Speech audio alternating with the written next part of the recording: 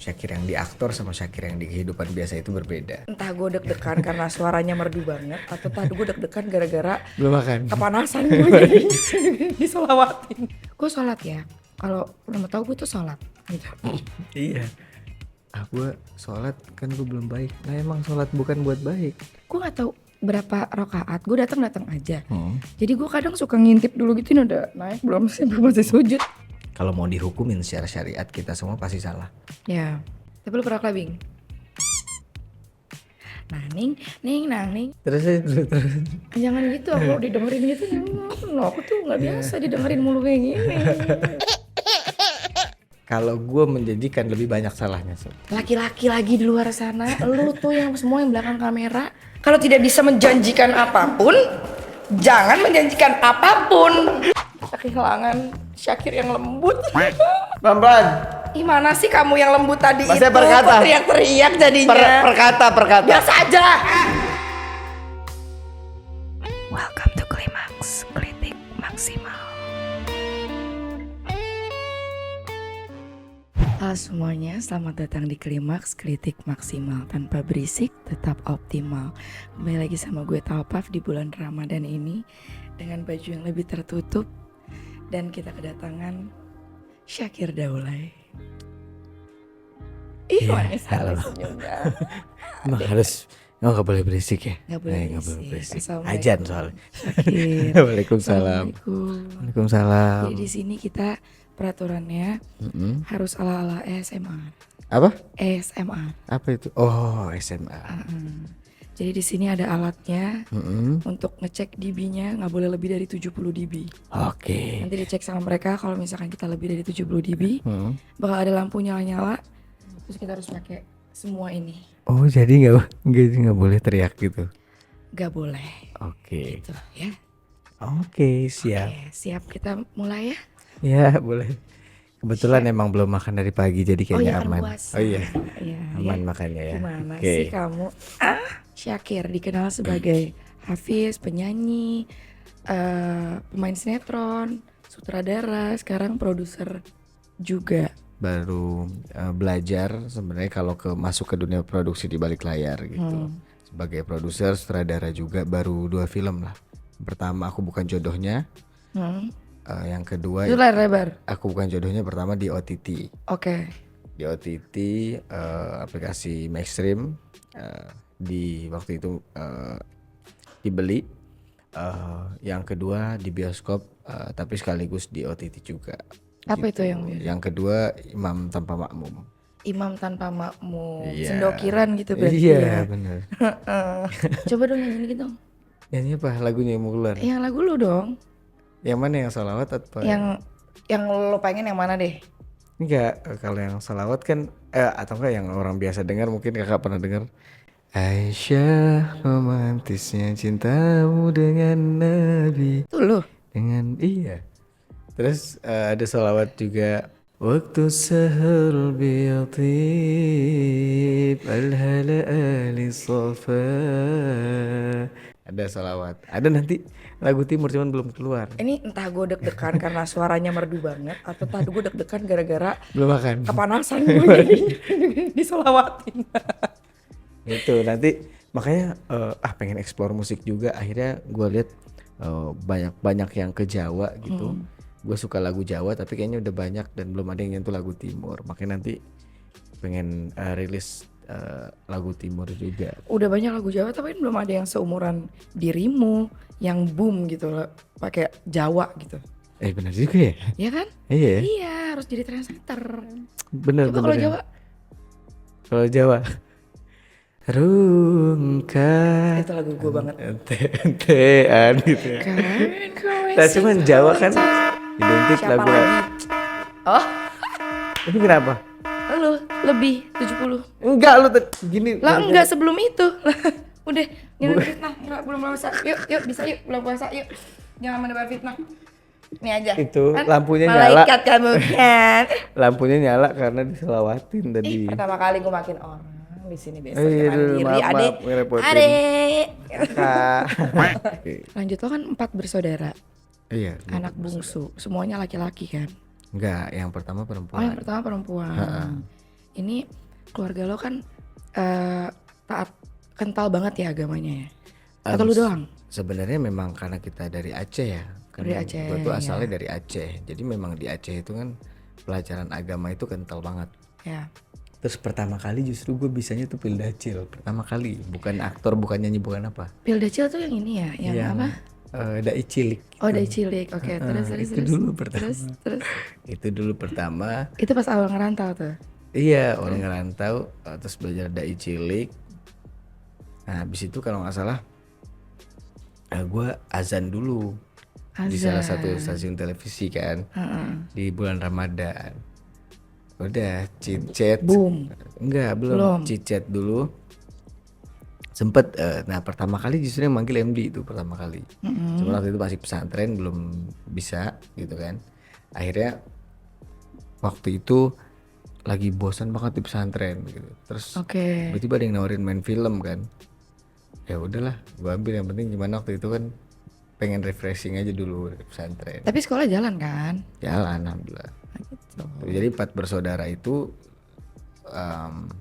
sebenarnya kita kental agama karena memang budaya di Aceh gitu. Tapi akhirnya dari keinginan sendiri juga. Akhirnya gue punya keinginan sendiri buat memperdalam gitu, secara Quran, secara syariat, thariqat, ma'rifat gitu lah. Masya Allah. Gitu akhirnya gue mencoba mendalami. Kalau abang-abang, kakak-kakak ya nggak tahu, itu kan masing-masing ya orang gitu. Tapi biasanya kita sih suka kalau sharing ilmu agama gitu-gitu, suka sih sama abang-abang sama kakak-kakak gitu. Oh iya, emang lo tinggal di Aceh dulu dari berarti sampai umur 7 tahun aja? Iya, umur 7 tahun keluarga ke Jakarta. Keluarga di Aceh pada saat semuanya. itu. Tapi sekarang udah di sini, baru di sini. Baru di sini tuh baru kayak baru 2-3 tahun mungkin. Oh, karena udah nggak ada, tapi masih banyak keluarga di Aceh. Masih kayak nenek dan lain-lain, cuman orang tua aja akhirnya yang pindah biar deket sama anaknya ke sini. Emang adatnya sebeda apa sih sama di sini? Maksudnya kalau di sana tuh, kalau dulu ya, katanya kan ada hukum cambuk gitu kan kalau di sana kan? Iya, masih ada juga sih sampai sekarang.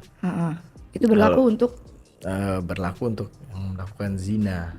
Oke. Itu jadi selain itu apa zina doang? Iya, zina. Terus kalau mencuri ada lagi, masing-masing lah. Tapi rata-rata semua cambuk atau? Cambuk, terus tapi kan di sana ada kayak MK-nya juga gitu loh, ada kayak. Jadi sebelum dicambuk tuh ada ininya dulu lah, pemutusnya dulu. Ada hakimnya dulu. Lagian masih ada aja orang zina di sana udah tahu hukumannya hukum cambuk ya. Masih ada aja yang berani. Iya, namanya si Otong kan. Namanya juga si Otong ya, gak bisa diatur ya si Otong ya. Gue kan, gue tahu. Beliin lagi deh buat kakak deh. Tuh. Biar oke nih. Sek. Aku udah lupa. Lagi dong.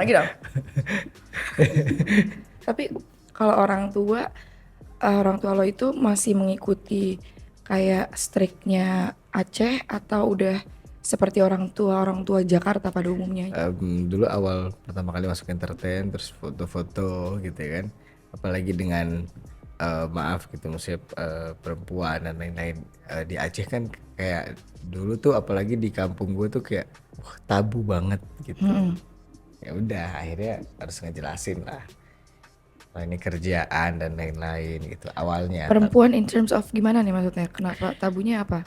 Iya, foto ya tabu aja. Jadi di Aceh itu masih ada, apalagi kampung nenek gue gitu, yang orang-orangnya cuman bener-bener kerjaannya kan dari kebun, dari ladang ke musola, ladang ke musola. Nah kita tuh yang main dengan lawan jenis tuh pasti hal yang tabu di sana. Oh gitu. Iya, bener-bener di sana syariatnya tuh terjaga gitu. Tidak boleh bersentuhan juga gitu. Iya, nggak boleh bersentuhan. Kadang-kadang gue kalau pulang sama saudara gue aja, mereka masih pakai selendang gitu ditutupin. Kalau gue ke Aceh dengan tato-tato gue jadi bulan-bulanan warga nggak? Enggak, biasa aja. Tapi di sana ada orang tatoan nggak sih? Ya ada, jarang. Gak banyak, jarang ya? Jarang. Pengen sih kesana ganteng-ganteng cowok-cowoknya. Ada mantan gue yang Aceh, bagus banget matanya tuh kayak gitu matanya. Iya. Terus kan? Kenapa jadi mantan?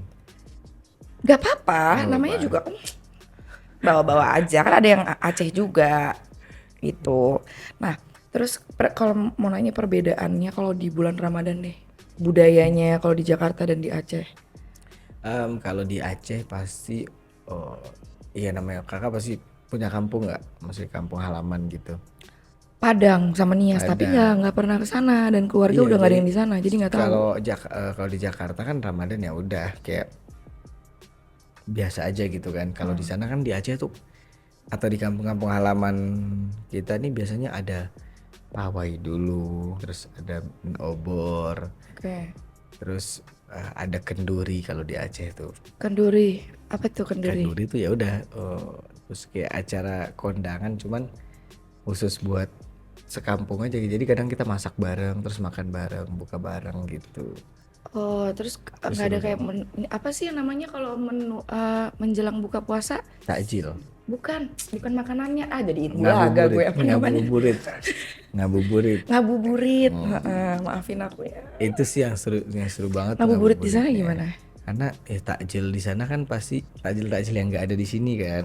Jadi kayak seru aja kalau Kayak pulang gimana tuh kampung. takjil yang ada di sini? Bukan pisang goreng, bakwan gitu Enggak, bukan? bukan di sana ada timpan namanya. Ada Oke. es timun ada, terus es tebu, terus ada Es tebu. terus Sehat ya, Wak. ada timpan, terus ada pokoknya macam-macam deh khas Aceh gitu deh. Mm-mm. Bedanya pasti dari segi makanan. Kalau dari budayanya orang Aceh itu ya Ramadan itu malamnya tuh Ngaji, ngabuburit ya enggak? nyala malamnya tuh nyala. Nyala. Jadi habis terawih tuh lanjut terus tuh barengan lanjut. semuanya. Kadang juga pada rata-rata terawih bukan terawih beneran gitu. Rata-rata cuci mata sekalian orang-orang. Karena jujur tahun lalu gue itikaf pertama kali seumur hidup gue. Wih, di Istiqlal. Istiqlal, oke. Pertama kali niatnya itu cuci mata. Jujur aja nih ya. Kakak Oke. jujur nih sama adik. Iya, kayak, Kakak aduh, jujur pengen- banget ya sama adik. Enggak apa-apa tahu kok gue. Enggak, emang pas iktikaf tuh waktu cuci matanya kapan ya? Loh bukan, maksudnya kan pas lagi kayak kan kita semalaman.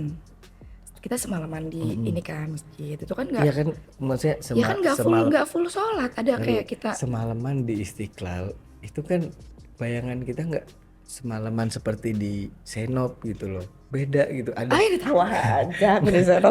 enggak kan, ada tirai perempuannya gitu. Apa Oh yang iya, tapi kan kita pas lagi kayak makan-makannya itu kan mata berjalan. gitu ya? Iya.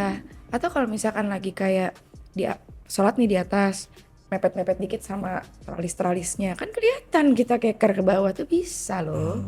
Awalnya niatnya seperti itu. Oke, terus Awalnya ya, tolong ya warga. Awalnya. Tapi pas nyampe di sana kok sejuk banget. Akhirnya beneran sholat. Walaupun sebenarnya malu itikaf tuh, karena kan rame-rame kan. Gue kalau sholat, gue sholat ya. Kalau lu mau tahu gue tuh sholat gitu. iya. Tapi Kenapa harus- gue tuh sholat masih baca dari HP. Karena gue nggak hafal. Gue cuma tahu Al-Fatihah sama surat pendek beberapa. Nah sisanya tuh gue baca. nggak apa-apa. Iya, nggak apa-apa memang. Tapi kan gengsi ya, Wak, gitu. Masa di tengah orang-orang lagi pada khusyuk begini. Terus Terus kan ada notif ini marketplace Ting, gitu. enggak, biasanya notif senop yuk gitu kan. Waduh. Gak ada yang enggak. Udah lu khusyuk lah, gue airplane mode gitu kan. Terus tapi lebih ke gengsinya aja. Karena kan tuh itikaf kan gue juga gue nggak tahu berapa rakaat. Gue datang aja. Jadi gue kadang suka ngintip dulu gitu, ini udah naik belum sih, belum masih sujud kayak gitu loh kan. Oh, emang Ya, umum berjamaah banyak ya? orang Sholat kayak- malamnya berjamaah? Iya berjamaah dong. Emang sendiri-sendiri?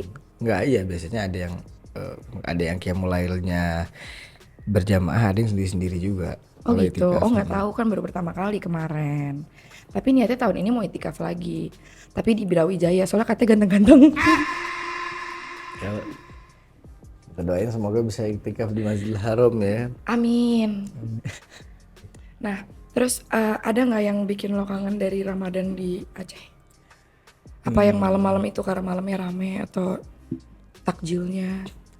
Kesederhanaannya sih. Pasti ketika di Kesederhanaannya. kampung tuh yang kita rindukan tuh kesederhanaan, ketulusan orang-orang sana gitu ya kan. Beda kalau sama kota ya kan, yang gemerlap gitu-gitu loh. Jadi yang dirindukan tuh kesederhanaannya aja sih. Kesederhanaannya. Sama kebersamaan sama keluarga-keluarga aja gitu.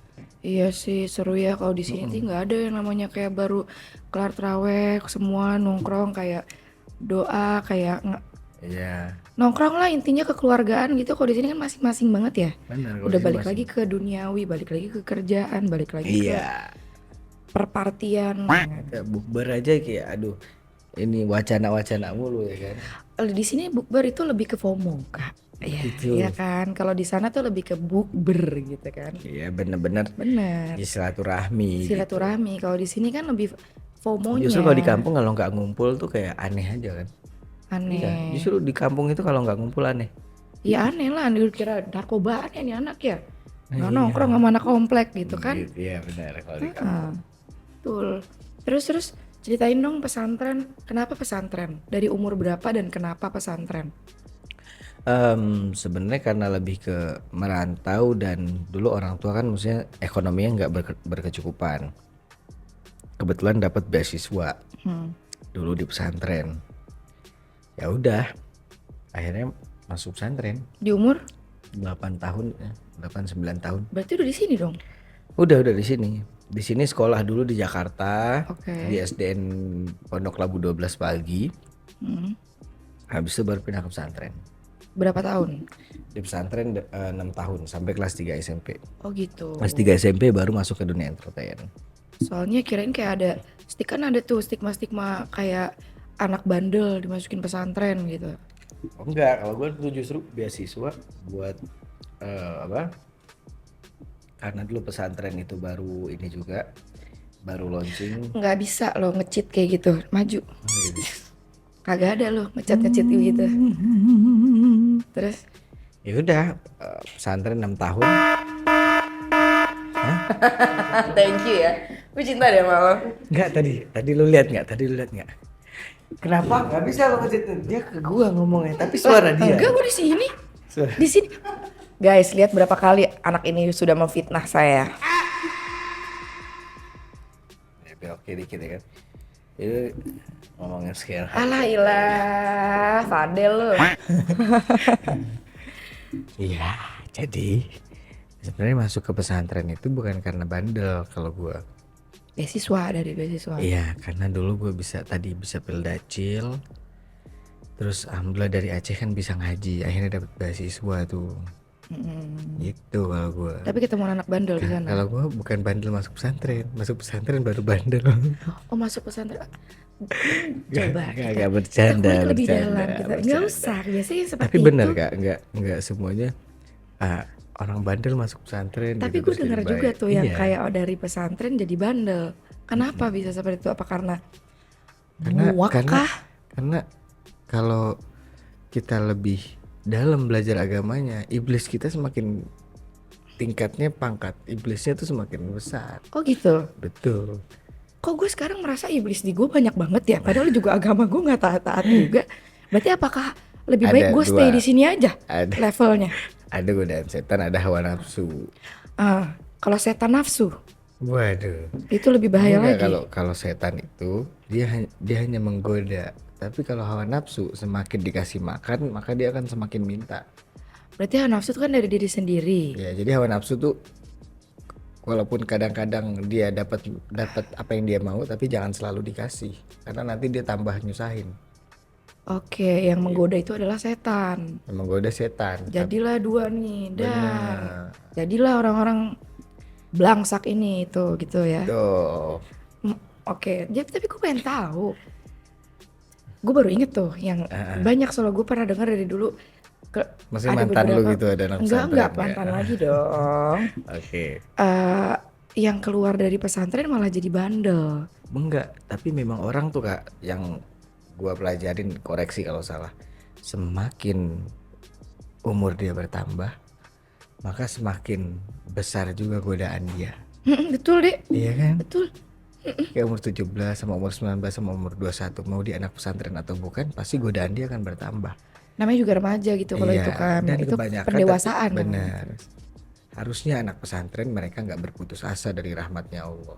Dan karena mereka kan udah tahu kan Justru mereka yang bisa ngajak teman-teman yang lain harusnya buat ayo kita jangan putus asa dari rahmat Allah. Kayak gue walaupun gak sempurna di dunia entertain gitu ya kan, tapi gue selalu tetap masih berharap dengan rahmatnya Allah Subhanahu Wa Taala. Makanya apa, gue masih sholat. Kenapa sih lu sholat walaupun lu gak baik? Lah sholat itu bukan tanda orang baik, tapi justru kita di sholat itu kita minta supaya ditunjukin jalan yang baik.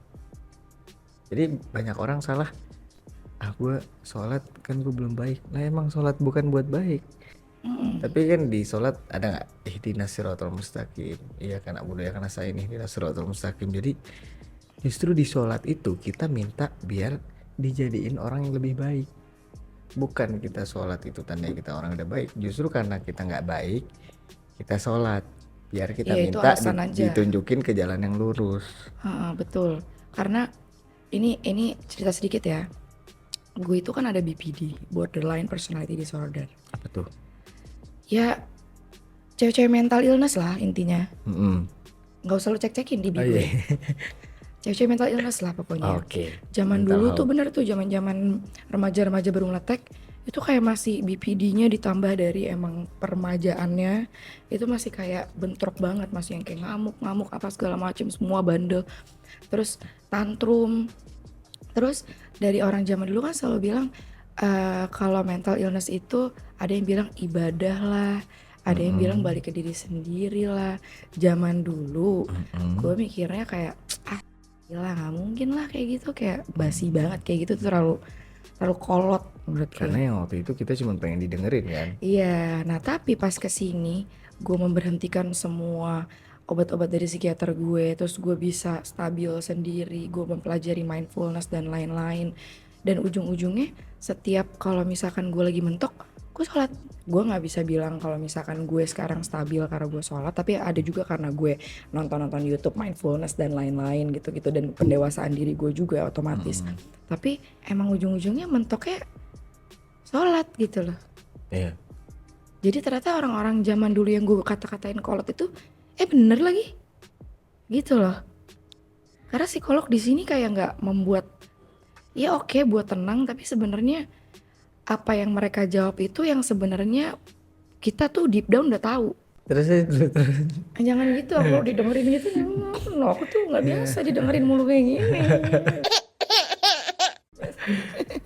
Jadi emang mental illness gitu kan, banyak orang yang kayak tadi, mereka sebenarnya gue tuh bukan mau dinasehatin, gue cuma mau didengerin dan lain-lain. Itu betul. Dia nggak tahu kalau kita manusia punya keterbatasan mendengar hanya dengan kuping, tapi Tuhan bisa mendengar dengan segalanya.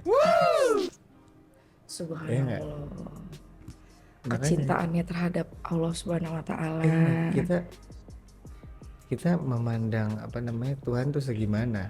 Kita kan ketika mental illness gue tuh pengen didengerin. Iya, lu didengerin sama manusia cuman dengan kupingnya, tapi kalau Tuhan dengerin lu, Tuhan tuh akan dengerin dengan kasih sayang, dengan pelukannya. Makanya kadang walaupun kita cuman sholat doang, kok berasa kayak langsung tenang kayak apa gitu. Karena Tuhan ngedengerinnya bukan pakai kuping atau bukan pakai fisik, tapi Tuhan ngedengerin hambanya yang curhat itu pakai rahmat. Nah rahmat itu apa? Rahmat itu sumber ketenangan. Nah ketenangan apa? Itu yang dicari kan oleh orang-orang yang ngomongnya punya penyakit hati. Hati itu kan kalau lagi sakit nggak tenang, maka dia butuh ketenangan gitu. Walaupun memang gue orang yang setuju kalau orang punya mental illness tetap harus diobatin secara medis. Setuju banget gue. Setuju, ya betul. Tapi ada something di balik itu yang kakak bilang, saat kita udah mentok nih terus sholat, kayak ada sesuatu hal yang apa gitu kan, yang nggak kita dapetin di hal-hal yang medis dan lain-lain. Karena sebenarnya kalau medis itu kan lebih ke pada saat itu aja gitu kan. Kalau misalkan kita ke diri kita dan kita ke yang di atas, ke pencipta dan ke universe apapun sebutannya itu kan kita lebih ke long term. Dan sebenarnya kalau misalkan gue lagi mager sholat nih, gue mentok banget tuh, kayak gue pasrahin gitu, kayak kalau misalkan gue percaya sama jalan lo, kalau misalkan ini buat gue tolong bukain, kayak manifest lah ibaratnya kalau zaman sekarang nyebutnya. manifest. Dan itu harus diucapin dan harus dirasain karena eh, Allah itu bilang aku gimana prasangka hambaku. Jadi takdir itu berjalan saat prasangka kita berjalan.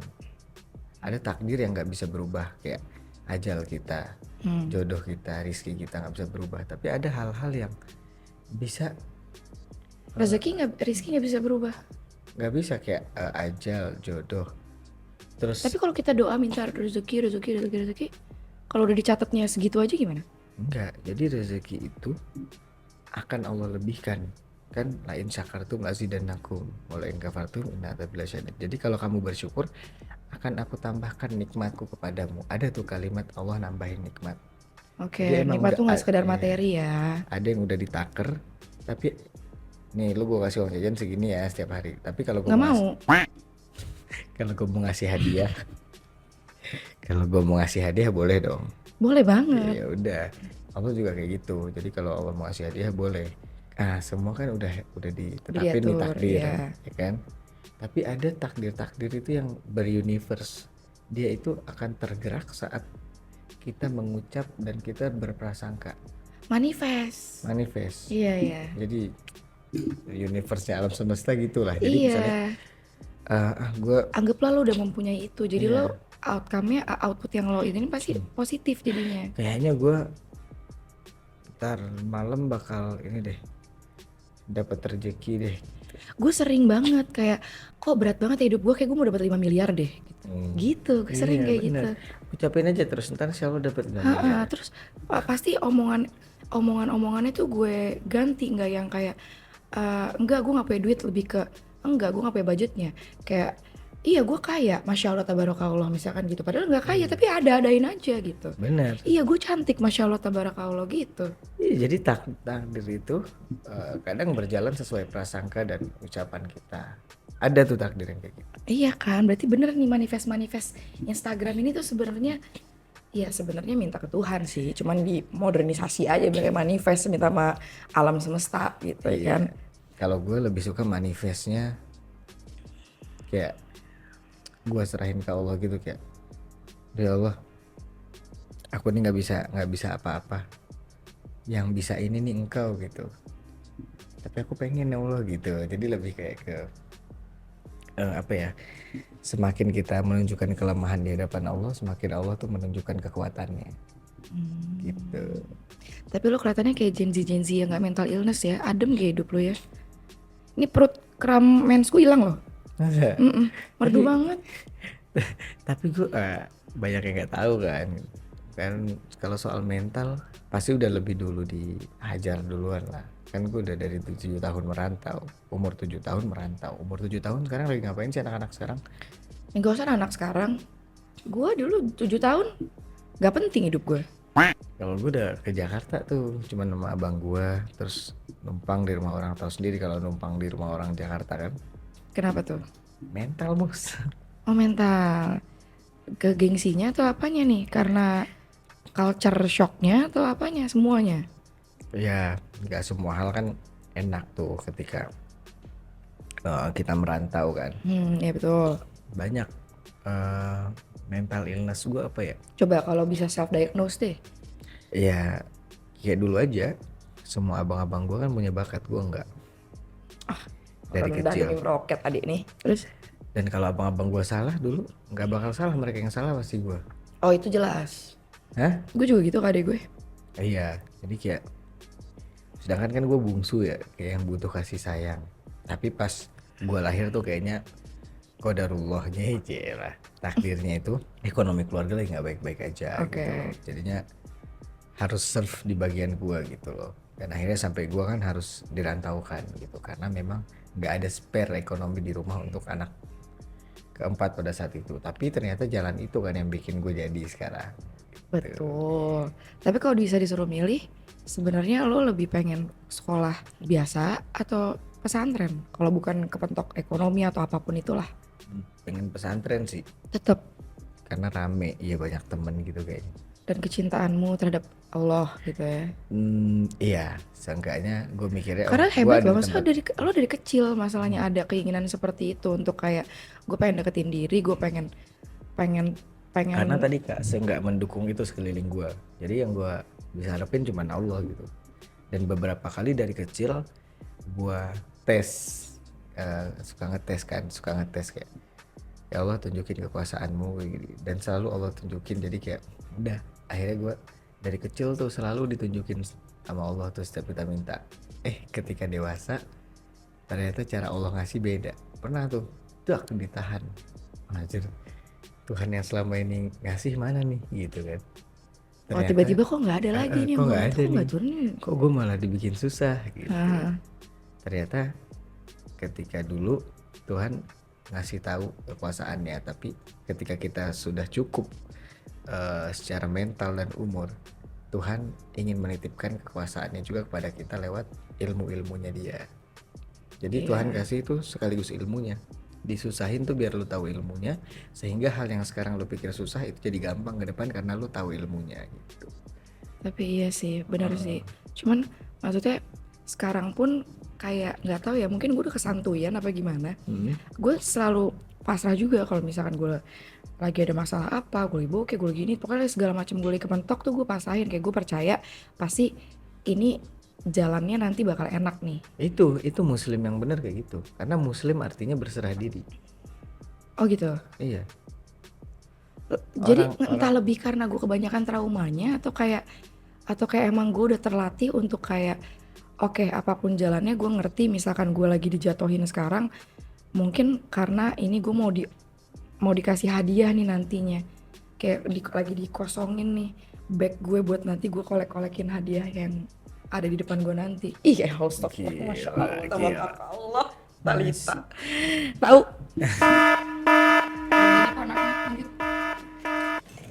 Salatullah. Tapi lu bisa kan selawat badar gitu-gitu bisa? Enggak. Masa? Yang barusan ini. Salatullah salamun. Tahu lah itu Tahu mah. kan? Seberapa jauh lo mau memegang kecintaan lo terhadap Allah ini untuk stay di jalur lo sekarang? Nah, yang bikin gue tenang di Jakarta ini, kayak apalagi di umur-umur gue tuh pengen nyobain segala hal. Betul. Pergaulan tuh berpengaruh 90% kan buat anak muda. Betul. Jadi akhirnya nggak pinter-pinter banget, simple aja gue tinggal ngatur waktu duduk gue aja. Anak muda kalau dia bisa ngatur waktu duduknya, dia jadi orang hebat. Waktu duduk. Waktu duduk, kapan waktu gue duduk di senop, kapan waktu gue duduk di majelis, Wah, kapan waktu gue duduk sama tokoh bangsawan kenegaraan, kapan waktu gue duduk sama kakak santuy. Kapan waktu gue duduk sama keluarga. Itu biasanya dalam seminggu gue atur. Biasanya nih, gue udah terlalu duduk sama orang bisnis nih anjir sebulanan ini gitu kan. Gila-gila bisnis gue. Iya, gak baik nih buat diri gue gitu. Harus ada penyeimbangnya kan, biar nggak berat sebelah jatuh. Udah gue main ke guru-guru gue, walaupun guru gue misalnya lagi di mana, misalnya lagi di Jawa Timur, gue samperin cuman buat duduk denger ngobrol ngomong sama dia soal agama, udah habis itu makan balik. Tapi lu pernah clubbing? Naning. Kenapa di sini banget ditanyanya? Clubbing gue nggak jago, tapi ke klub gue pernah. Kompetisi kali. Tapi gue pernah. Kalau ke klub pasti pernah lah. Tapi kalau clubbing kayak anjir bingung gue ngapain gitu, kayak Menikmati musik. ngobrol juga teriak-teriak ya kan. Ya gak usah ngobrol. Ngobrol di rumah. Terus gini dong, Pernah gak ada cewek-cewek yang genit sama lo kalau lagi nongkrong-nongkrong sama teman-teman lo? ada, tapi biasanya gue udah pasang. Jadi kalau kita aktor kita kan punya gestur Asik. gitu. Jadi kadang gue pasang tuh gestur-gestur yang membuat cewek itu mau maju aja segan. Kayak gimana tuh? Ya banyak hal, misalnya gestur apa yang paling simpel ya? Kayak contoh deh, misalkan nih gue nih, gue lagi di klub, gue lagi di bar nih sama lo, di senop lah ceritanya sama teman-teman lo. Terus habis itu gue kayak ngedeket, kayak udah gue udah ngeliatin gini. Gue langsung ngobrol aja, gimana teman cowok gue nih. Terus gue udah main mata nih sama lo di senop nih kayak gini. Gue belakangin dikit aja tuh, gue belakangin dikit gini doang, itu dia udah Homo ya nih cowok gitu. enggak gitu juga. Tapi kayak udah nanti habis itu baru gue sapa misalnya cewek akan nyadar tuh gue nyapa temen gue 15 menit, lu gue sapa cuma 1 menit, Oke. Iya. dia akan Tapi kalau cewek touchy gitu lo gimana? Kayak ngerangkul di senop gitu misalkan. bukan, Nggak nyampe segitu. nggak nyampe segitunya. Karena lo udah ngebatasin dari awal, jadi mereka udah ngebaca, udah nge-sense Ya udah nge-sense boundaries yang sinyal-sinyal lo itu kasih. gitu. Tapi lo pernah punya pacar nggak? Ya suka sama orang pastilah. Pernah punya pacar nggak? Enggak, tapi kalau yang kayak Apa lo nggak relationship pacaran? Lo mau ta'aruf gitu? gue tuh apa ya, walaupun kadang ada rasa pengen kayak gitu, tapi gue nggak pengen apa ya, nggak pengen ngejajin sesuatu yang nggak bisa gue gue jamin gitu loh. Oke. Serius, kayak kadang teman-teman beberapa kayak kadang kita artis juga di lokasi segala macem, Lucu nih gitu. kenapa sih nggak mau mesti di ya, pakai hubungan kayak artis-artis lain, nggak mau aja gitu. Walaupun secara ini gue pengen kadang kita Nggak bisa menjanjikan itu maksudnya apa? ya karena bukan pernikahan. Prioritas. Enggak, karena bukan pernikahan, jadi Oke. gue tahu pasti nggak akan ini, nggak akan nggak akan selamanya gitu buat dia. Oh, Pak. Aduh Jadi ya Allah, laki-laki di luar sana nggak, jadi kayak yang suka breadcrumbing. Ya banyak banget ya istilah-istilah baru. Breadcrumbing, situationship. walaupun Lihat nih. Nggak, Adik 2002 ini. 2002 kan? walaupun banyak yang bilang juga salah gue, ya iya salah, tapi kalau gue menjanjikan lebih banyak salahnya. Laki-laki lagi di luar sana. Lu tuh yang semua yang belakang kamera. Situationship, breadcrumbing. Bodoh amat, gak peduli gue. Gak apa-apa, kenain. Nyalain sekarang juga. Dengerin. Kalau tidak bisa menjanjikan apapun, jangan menjanjikan apapun. Ya, anak 2002 aja ngerti kok. Jangan menjanjikan apapun. Masa Kenapa sih? Udah tua-tua kok masih pada menjanjikan yang tidak bisa dipegang. Coba-coba dulu aja. ini kayaknya lagi ada case kayak gitu. Enggak. Emang begitu. Orang-orang Itu. sekitar. Batasan-batasan apa? Atau ada pesan apa dari keluarga lo untuk lo dalam berkarir di dunia entertainment? Dari lo sendiri dan dari keluarga lo. Aduh, ini bener banget lagi. Jadi banyak yang ngira di entertain kan kayak, aduh Syakir pasti banyak batasannya. Apalagi dengan film-film sekarang yang batasan itu udah semakin gak ada kan. Demi kebutuhan konten atau demi kebutuhan film atau kebutuhan sebuah konten untuk mengejar realitasnya. Keluarga pasti mintanya ya usahain yang terbaik gitu ya kan. Kalau bisa nggak yang adegan dewasa dan lain-lain. Tapi kalau gue sekarang akhirnya gue juga nanya ke beberapa guru, dan Islam ini luas gitu ya kan. Kadang secara hukum syariat, kalau mau dihukumin secara syariat kita semua pasti salah. Ya, oke. Bahkan kita berdua aja nih di sini, atau gue mandang kakak langsung gini aja, ini secara syariat sebenarnya sudah. Oh gitu. Iya, kalau kita bicara syariat yang ketat, tapi Islam ini kan luas. Ya. Ada kemudahan-kemudahan, keringanan yang Allah kasih. Nah, sampai akhirnya gue di dunia entertain ini gue niat kerja. Maka apa yang terjadi saat gue acting apa segala macam itu bukan sebuah hal yang gue niatkan, akan tetapi menjadi kebutuhan sebuah sebuah film. Gitu. Dan itu memang tidak buat umum disahkannya, tapi kalau buat gue nggak ada batasan selagi itu tidak adegan yang ya adegan biru. Oke, maksimal di apa? Pelukan, boleh pelukan. Pelukan, pegangan gitu. Sebenarnya gue Itu maksimal tuh. masih it's okay, tapi kan pasti perusahaan-perusahaan film atau orang-orang film nggak mungkin Ya, oke. kayak aduh takut nih dia masang Syakir buat adegan ini. Iya, gitu. udah ini duluan ya. Udah ngelihat image gue duluan udah gimana duluan gitu. Tapi sebenarnya it's okay, kayak gue justru pengen kayak ya udah Syakir yang di aktor sama Syakir yang di kehidupan biasa itu berbeda. Udah lu jangan lihat Syakir yang berdakwahnya gitu. Karena dakwah itu kan bukan profesi. Kan ada pendakwah atau apa. Enggak, dakwah tuh bukan profesi, tapi apapun profesi lu ya usahain lu tetap berdakwah gitu kan. Kayak gue nih dikenalin sama Allah ke banyak orang. Maka gue pengen ngenalin Allah juga ke banyak orang yang udah ngenalin gue gitu loh. Jadi gue pengen nih, Allah kan ngenalin gue ke banyak orang. Siapa dong yang gue kasih ke Allah? Ya udah, gue kenalin Allahnya ke banyak orang gitu. Paham gak? Paham. Iya, supaya kayak, karena bukan gue tuh selalu nggak pernah merasa pencapaian gue seberapapun followers atau seberapapun orang kenal itu bukan karena gue, tapi ya karena emang Allah ngizinin mereka kenal sama gue kan. Nah lu udah dikasih orang sebanyak ini, lu mau apain gitu? Ya udah, seenggaknya mereka kenal kebaikan dari kita walaupun kitanya belum 100% baik.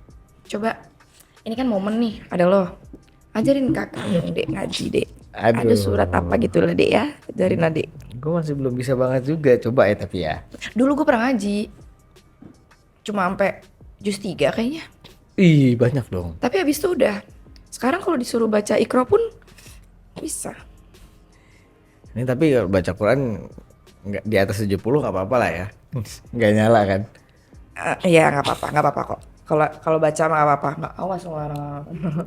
Surat apa ya? Oh karena di bulan suci Ramadan ini ada namanya surat Kata siapa suruh copot dek? Al-Qadar. Kan mau baca Quran. Oh iya betul ya. Kan mau baca. Karena di bulan suci Ramadan Dari ini tadi kayak baca Quran. ada ini Kak, ada malam, satu malam yang mana malam itu lebih baik dari 1000 bulan. Sama dengan 80 tahun kan kita ibadah. Satu malam itu. Dalam satu malam itu. Betul, makanya kakak kan biasa iktikaf tuh. Biasanya orang iktikaf 10 hari terakhir Ramadan. Iya. Nah, ada satu malam namanya malam Lailatul Qadar. Kalau kita dapat itu apa ya? Cukup itu buat apa ya? Jadi amalan kita selama hidup kita. Tapi hal itu disembunyikan sama Allah. Yang penting dan ulama banyak yang bilang di 10 hari terakhir bulan Ramadan, cuman Kapan exactnya? Ya, exactnya itu. Oh biar lo nggak cuma ngincer di waktu itu doang. Kayak lo udah 10 hari itu lah lo. Iya. Pokoknya Kayaknya hal-hal pas-pasin deh. Iya.